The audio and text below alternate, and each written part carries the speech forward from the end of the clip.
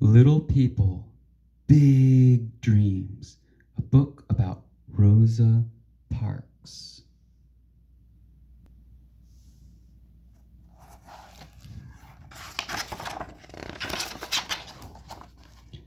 Rosa grew up near Montgomery, Alabama, with her mother, her brother, and her grandparents.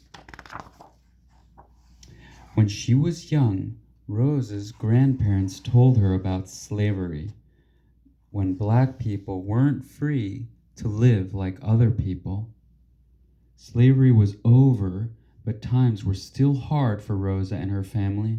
Black people were treated very badly and told they were not equal to the white people. Every day, Rosa watched the school bus go by taking white children to their big school. But it didn't stop for her. She had to walk a long way to the one-room school that was just for black children. But Rosa knew this wasn't right. She knew she was a regular person, just as good as anyone else. And lots of times, she had to make sure that other people knew too.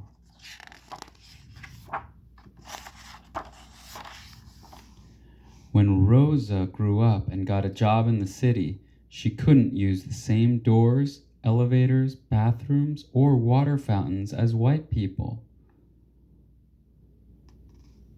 She had to use doors and elevators and bathrooms and water fountains that were designated for colored people. You see, there used to be different bathrooms for white people and for colored people.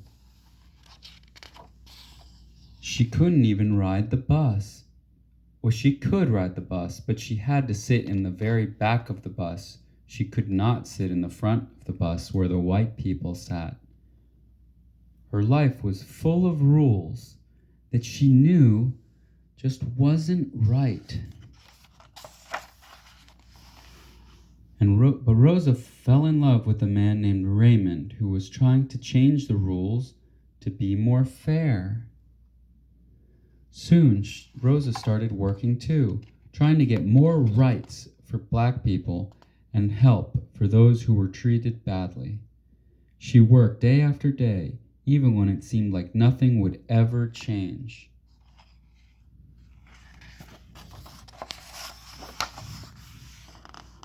On her way home from the city one day, a bus driver told Rosa to stand up so a white person could take her seat.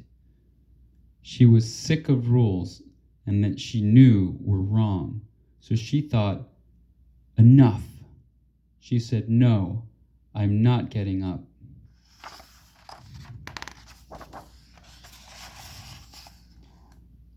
Rosa was taken to jail. She wasn't scared because she knew what she was fighting for was right. But when Rosa came home that night, she talked with her friends and family about what to do. She decided to keep fighting no matter how hard it would be. Black people all over the city heard what happened to Rosa, that she was taken to jail just for sitting on the front of a bus. They thought, this is enough. These rules are not right.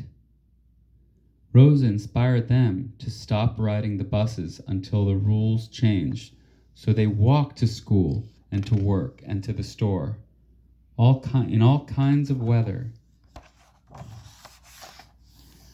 Rosa traveled the country from New York to San Francisco to convince other people to join the fight. Finally, after 1 year, the Supreme Court decided that treating black people differently from white people on buses was wrong.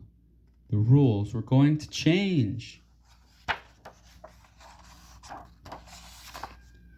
It was no longer safe for Rosa to live in Alabama. She moved to Detroit and fought for fair schools, jobs, and houses for black people. She fought for voting rights, women's rights and the rights of people in prison.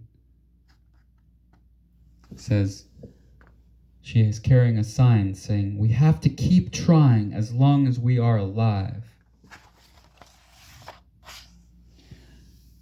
When Rosa was an older woman, she was given awards and told she was a hero, but she knew who she was. Just a regular person, just as good as anyone else, and she had work to do. The